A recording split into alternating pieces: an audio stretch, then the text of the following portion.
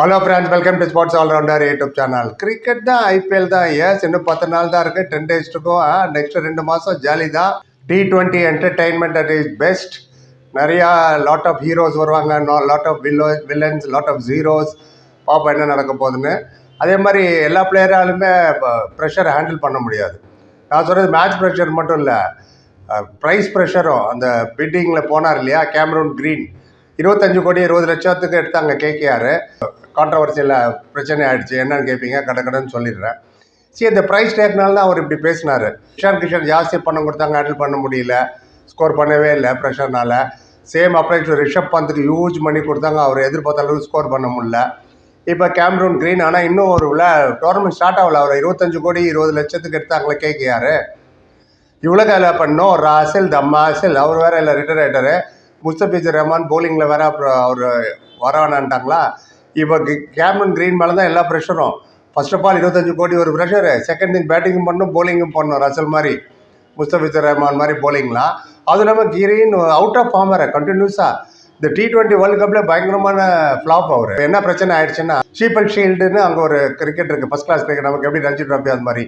அதில் ஒரு வெஸ்டர்ன் ஆஸ்திரேலியாவுக்கு விளையாடுறாரு. நியூ சவுத் வேல்ஸுக்கு எதிராக 135 ரன் அடிச்சிட்டாரு, 30 மாதிரி. சிட்னியில் தான் நடந்தது அந்த மேட்ச்சு. ஸோ பொதுவாகவே ப்ரெஸ் கான்ஃபரன்ஸ் கூப்பிடுவாங்க இந்த மாதிரி ஸ்கோர் பண்ணோன்னே.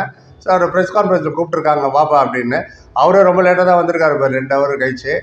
அப்போ ப்ரெஸ் கான்ஃபரன்ஸில் வந்து சில கேள்விகள் கேட்டிருக்காங்க. எனக்கு ரொம்ப பதில் சொல்லியிருக்காரு பேருக்கு. அப்புறம் ஒரு கேள்வி தான் அவர் ரொம்ப கோவப்பட்டுடுச்சு.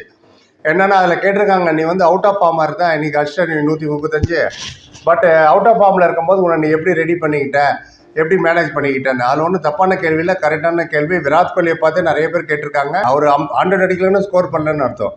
அந்த மாதிரி இவ்வளோக்கும் 50 மேலே இருந்து ஆவரேஜ் கோலியே அவ்வளோ பேர் கேட்டாங்க. என்றைக்குமே அவர் வந்து டென்ஷன் ஆனதே கிடையாது, அமைதியாக பதில் சொல்லுவார். இவர் என்ன பண்ணார், கேமரூன் கிரீன் கேட்டாங்க, எதுக்காக நீ எப்படி உன்னை நீயே ப்ரிப்பேர் பண்ண அவுட் ஆஃப் ஃபார்ம் இருக்கும்போதுன்னும் போது அவர் கோவப்பட்டு வேஸ்ட் ஆஃப் டைம் அப்படி சொல்லி எதிர்த்து போயிட்டார். உடனே போனவர் என்ன நினச்சதெல்லாம் திரும்பி வந்தாராம். திரும்பி வந்து, ஏன் என் பின்னாடியே இருக்கீங்க, ஏன் இப்போ பார்த்தாலும் என்ன கேள்வி கேட்குறீங்கன்னு இவருக்கு சொல்லியிருக்காரு ஒரு ஜேர்னலிஸ்ட். வேஸ்ட் ஆஃப் டைம், நாங்கள் தான் வேஸ்ட் ஆஃப் டைமு. 2 மணி நேரமாக வெயிட் பண்ணுவோம் நீங்கள் வரதுக்கு. வந்ததுக்கப்புறம் ஒரு 2 கேள்வி கொடுக்க பதில் சொல்ல 30 செகண்டில் போனால் என்ன அர்த்தம். திருப்பி முறிக்கின்னு போயிட்டார். இது எல்லாத்துக்கும் காரணம் ப்ரைஸ் டேக் தான். ஒரு 10 நாளில் மேட்ச் ஸ்டார்ட் ஆக போதில்ல. இப்போ எல்லா ப்ரெஷரும் அவர் மேலே விழுது. அவர் சார்பில் அவங்களோட அசிஸ்டன்ட் கோச் வந்து மன்னிப்பு கேட்டிருக்காரு ஜேர்னலிஸ்டர்லாம், சாரி இந்த விஷயத்துக்குன்னு. ஸோ இவர் எந்த அளவுக்கு ஒரு அவுட் ஆஃப் ஃபார்ம்னா, first and foremost most over rated ஆல்ரவுண்டர்னா இவர் தான். ரொம்ப ஃபஸ்ட்டே நான் சொன்னேன், இவரெலாம் ஒன்றும் அவ்வளோ பெரிய ஆல்ரவுண்டர்லாம் கிடையாது நீங்கள் எதிர்பார்க்குற மாதிரி. ஒரு Kapil Dev, Imran Khan, Ian Botham, Richard Hadlee ஆகட்டும், ஜாக் காலிஸ், இவங்களாம் பிரமாதமான ஆல்ரவுண்டர்ஸ். அவங்கள சிங்கிளாண்ட்லேயும் பேட்டிங்லேயும் போலிங்லேயும் ஜெயிக்க வைக்கக்கூடியவங்க அந்த காலத்தில். இப்போவும் நிறைய ஆல்ரவுண்டர்ஸ் இருக்காங்க. பட் இவருக்கே 25 கோடி கொடுத்தாங்கன்னு எனக்கு ஃபர்ஸ்ட் ஆஃப் ஆல் தெரியல. ஓவர் ரேட்டட் பர்ஃபார்மன்ஸ் சொல்கிற பாருங்க. முடிவு பண்ண ஆஷஸில் இவங்களுக்கு ஆஷஸ் ரொம்ப முக்கியம். மொத்தமே 171 ரன் தான் எடுத்தார். அதில் 45 தான் அவர் ஹையஸ்ட்டு. அங்கேயே அவருக்கு ப்ரெஷர் ஸ்டார்ட் ஆச்சு. இப்போ முடிஞ்சு போன T20 வேர்ல்டு கப் இருக்குல்ல, ஆஸ்திரேலியாவுக்கு 24 ரன் தான் எடுத்தாருங்க. மொத்தமே ஆவரேஜ் 8 ரன் தான். 8 ரன்னு, ஸ்ட்ரைக் ரேட்டு 120. இவர் ஆல்ரவுண்டர் வேறு. எவ்வளோ விக்கெட் எடுத்தார் தெரியுமா அந்த வேர்ல்டு கப்பில்? ஒரே ஒரு விக்கெட் தான். ஆமாம், ஒரே ஒரு விக்கெட் எடுத்தார். 50 ரன் கொடுத்து, அதுவும் 50 ரன் ஆவரேஜ். 50 ரன் கொடுத்தா ஒரு விக்கெட் எடுத்தார்.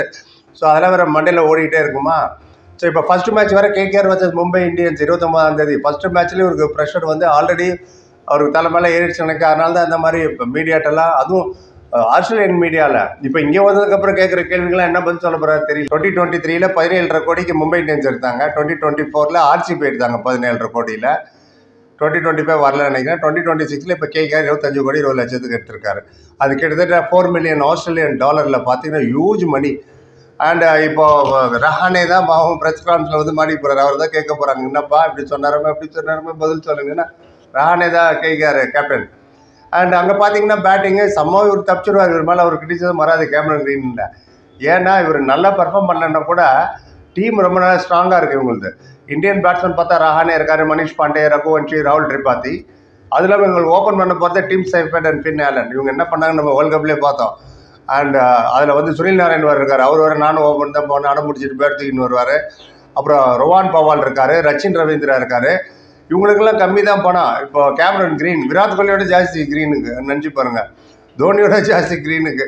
ஸோ இன்னும் என்னென்னா அவருக்கு டென்ஷனாக போகுது தெரில, மேட்ச்சை பர்ஃபார்ம் பண்ண முடியுமா முடியாதான்னு. அண்ட் பார்ப்போம். நீங்கள் கேள்விப்பட்டீங்களா அதை பற்றி? நீங்கள் என்ன நினைக்கிறீங்க? ஒரு பர்ஃபார்ம் பண்ணுவாரா மாட்டாரா? அண்ட் கேட்க நீங்கள் தான் சொன்னோம். புரியுது. Like, comment, share and subscribe. Thank you so much.